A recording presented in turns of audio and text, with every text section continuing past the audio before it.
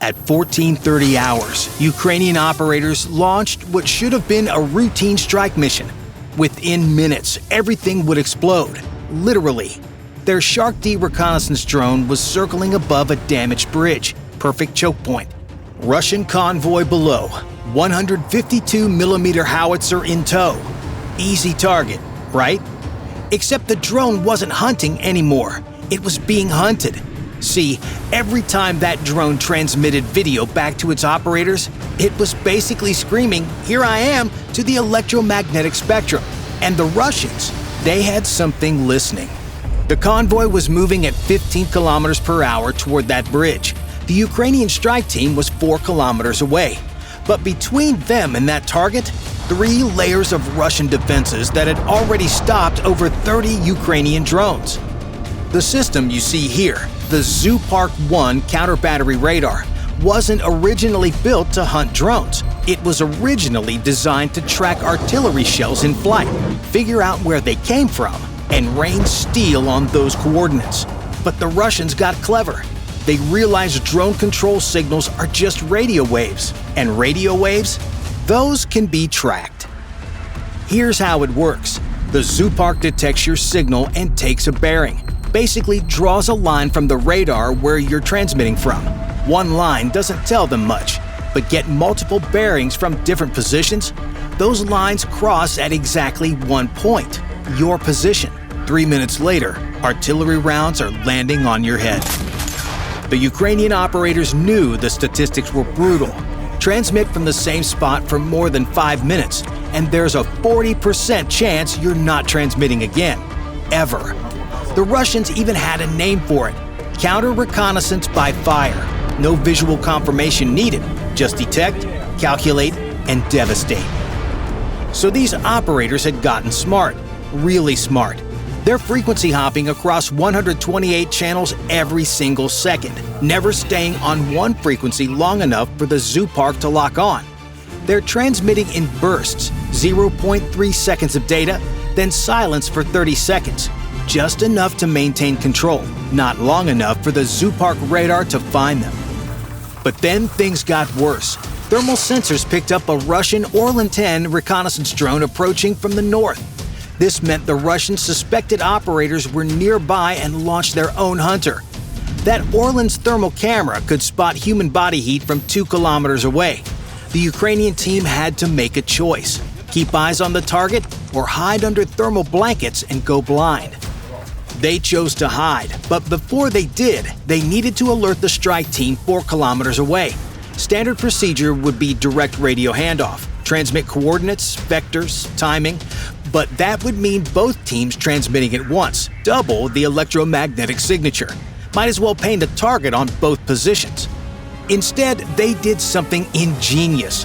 The SHARK D dropped what they call a digital breadcrumb.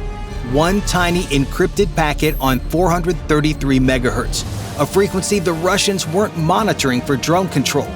GPS coordinates, convoy speed, wind conditions, optimal attack vector. Everything the strike team needed. Total transmission time, 0.3 seconds. Too brief to triangulate, too encrypted to decode, on the wrong frequency to even notice. The strike team got the packet. The convoy was halfway to the bridge, moving at walking speed through twisted metal and broken concrete. They had maybe 10 minutes before it cleared the choke point. But between them and that target were 3 layers of Russian defenses, and the first layer had stopped over 30 Ukrainian drones already. The FPV operator powered up his drone at 1445, 7-inch carbon fiber frame, 2 kilogram shaped charge. Battery showing 16.8 volts, enough juice for 7 minutes of flight. The target was only 4 minutes away. Should be easy, right? Wrong. See, the Russians had learned something important about drone warfare. You don't need to shoot them down. You just need to cut the connection between pilot and drone. No connection, no control. No control, drone crashes or flies home. Mission failed. The first 2 kilometers were smooth. The Ukrainian drone was skimming along at 3 meters altitude, using every tree line and demolished building for cover. The video feed coming through crystal clear. 1080p at 60 frames per second. Then, at exactly 2 kilometers from target, the image started breaking up. Static lines across the screen, frame rate dropping, 60 frames to 30 to 15. The Russian Repellent 1 mobile jammer had just woken up. The jammer is basically a microwave oven with the door open, except instead of heating your leftovers, it's cooking every drone frequency within 500 meters. 400 watts of pure electromagnetic chaos across the electromagnetic spectrum. The signal at 2 kilometers was still 25 watts per square meter. The drone's transmitter, 25 milliwatts. That's like trying to whisper in a hurricane. The operator switched frequencies, dropped down to 433 megahertz, outside the normal jamming bands. Some signal came back, grainy, delayed, but functional. Video quality now looked like a flip phone from 2005, 10 frames per second, but it was something. At 1.5 kilometers, even that backup frequency started dying. The Russians weren't using just one jammer, they had layers. The Prez on the vehicle, portable jammers in trenches every 200 meters, and somewhere behind their lines, probably a Pole 21 area denial system. 3 different systems, overlapping coverage, different frequencies. It was an electronic black hole. But unlike a black hole, the Ukrainians had a way out. The drone had an AI module trained on 10,000 hours of combat footage. It would recognize vehicles, lock onto them, and guide itself to impact. But, and this is a big but, it needed to see the target clearly for at least 2 seconds to lock on. And the lock range? Only 400 meters. The drone had to fly another 1,100 meters through that electronic storm, blind, just to get a chance at acquiring the target. The operator did the math. Last known position plus convoy speed times, elapsed time equals… The truck should be right at the bridge center. He switched to dead reckoning. No video, just instrument data. Compass bearing 073 degrees. Altitude 3 meters. Speed 45 kilometers per hour, slower to save battery while flying blind. Then at 3.2 kilometers, something miraculous happened. For exactly 1 frame, 1/60th of a second, the video flickered back. The bridge, maybe 800 meters away. The truck exactly where maps said it should be, grinding over a twisted beam. Then static returned, but that 1 frame was enough. The operator knew he was on track. Another 400 meters of blind flight and the AI could take over, if the drone made it that far. At 3 kilometers, the video suddenly came back, crystal clear for a few seconds at a time. The jamming had a gap. Maybe the Repellent 1 was rotating its antenna array. Maybe interference from the bridge's metal structure. Didn't matter. What mattered was that the operators saw in those 2 seconds a Russian interceptor drone 20 meters up, already in a dive. The Russian interceptor was already in a dive when the Ukrainian operator spotted it. 20 meters altitude, coming down at 45 degrees like a falcon after a pigeon. Basic physics said this was going to hurt. Both drones were basically identical. 7-inch frames, 4 motors, top speed around 140 kilometers per hour. But physics gave the interceptor every advantage. Height equals energy, energy equals options, and the Russian pilot had all the options. Here's the problem with drone combat. It happens fast, like ridiculously fast. Combined closing speed of 280 kilometers per hour.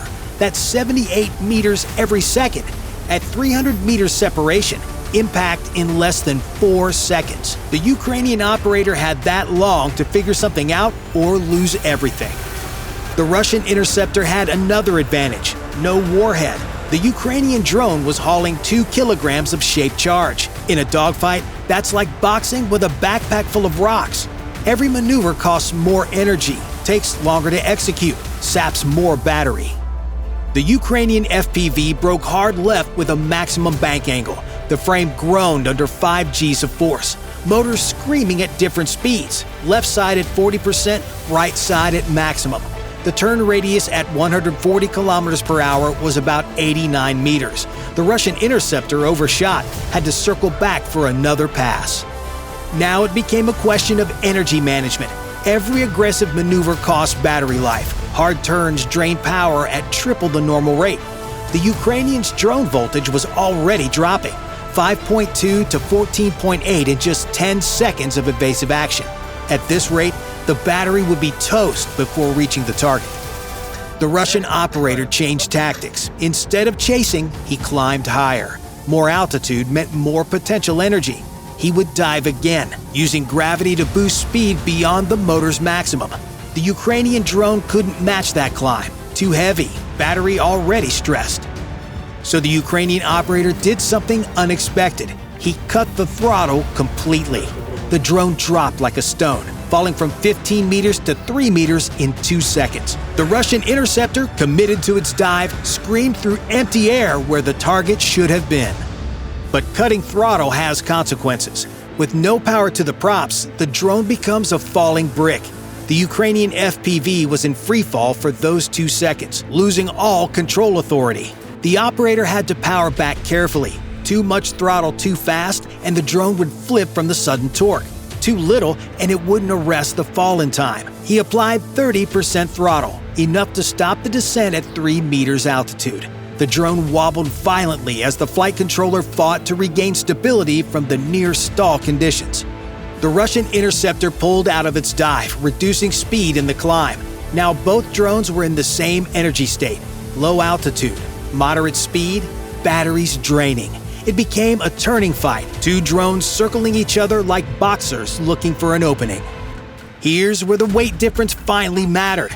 The Russian interceptor, carrying no warhead, had a better power-to-weight ratio. It could accelerate faster, climb quicker, stop shorter. In the circling fight, it would change direction more aggressively, pulling 6 Gs versus the 4.5 Gs before the flight controller hit its limits. Each reversal, the Russian drone gained a few degrees, gaining behind the Ukrainian drone, into the blind spot where the camera couldn't see.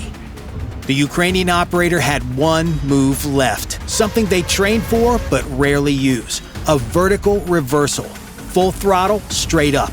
The drone climbed at 10 meters per second, trading all forward speed for altitude.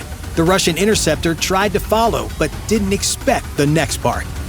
At the top of the climb, the Ukrainian drone was nearly stationary, hanging in the air for just a moment. The operator cut throttle again and applied full yaw.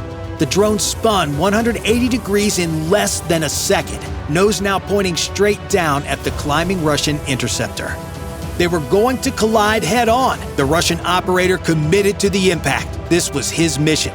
But at the last second, the Ukrainian operator rolled hard right while maintaining the dive. The Russian interceptor, committed to its collision course, didn't adjust fast enough. It passed through empty air just meters from where the Ukrainian drone had been.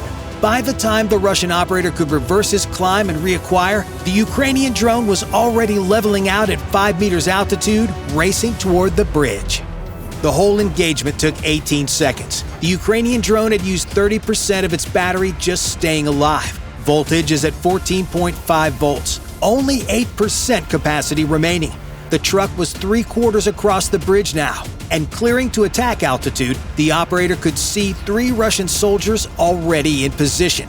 Weapons raised. They'd heard the dogfight. They knew exactly what was coming next. At 14:49, the Ukrainian FPV cleared the area and faced the oldest defense in warfare: humans with guns who knew exactly where to look. The rifleman reacted first. His AK-74 would spit out 650 rounds per minute. At 50 meters range, those bullets would arrive in 0.05 seconds, basically instant. He fired in short bursts, leading the drone like a duck hunter leads his target. One round connected. The 5.45mm bullet punched through the carbon fiber frame and severed power leads to the rear left motor. Instantly, the drone lurched sideways. The flight controller, basically a tiny computer making 8,000 decisions per second, tried to compensate. 3 motors instead of 4 meant 25% less thrust. The drone started drifting left no matter what the operator did. At 35 meters, the first shot gunner was ready. Saiga 12 loaded with buckshot, 65 lead pellets that would spread into a 15-meter wide cloud by the time they reached 30 meters. The drone was moving at 140 kilometers per hour. It would cross that cloud in less than half a second. The shotgun boomed. Probability took over. Most pellets missed, but 2 didn't. One destroyed the right front motor completely. Another punched the battery casing. Voltage immediately started dropping. 14.5 to 13.8 to 13.2 in 2 seconds. Now the drone was on its last leg. 2 motors left out of 4. Speed down to 80 kilometers per hour, altitude dropping. The AI trying to maintain target lock on the red outline on the truck, flickering as the algorithm struggled with distorted input. 20 meters out, the second shotgunner fired, but physics saved the drone. With 2 motors out, it had dropped 2 meters altitude unexpectedly. The buckshot pattern passed overhead. The soldier pumped another round, but the drone would pass him in half a second. 15 meters. The third soldier, positioned to protect the truck cab, discovered his weapon couldn't depress enough. The drone was flying at 1.5 meters altitude, below his minimum angle. He stepped back, trying to create space, but stumbled on bridge debris. 10 meters. The AI made its final calculation. The operator wanted the cab, take out the ammunition, and blow this whole thing to smithereens. The algorithm adjusted. Battery voltage now 12.8 volts, below minimum threshold. Thrust at 40% and falling. 5 meters. The magnetic proximity sensor armed itself. Impact at 14:49 hours and 47 seconds. The drone hit at just 62 kilometers per hour, much slower than optimal, but enough. The copper jet punched straight through the ammunition storage. 8 152mm artillery shells cooked off simultaneously. The explosion lifted the truck 2 meters up. The bridge deck, already damaged, cracked under the overpressure. The truck tipped sideways, slid off the broken section. Truck, artillery piece, everything tumbled into the river below. The SHARK D reconnaissance drone, still circling at altitude, recorded everything in high definition. Russian soldiers staring at their destroyed crossing. Smoke climbing 200 meters into the sky. The nearest alternate bridge was 15 kilometers away. This is the new reality of warfare. Every moment is watched, and somewhere, there's always an operator with a 7-inch drone waiting for their moment. Bye for now.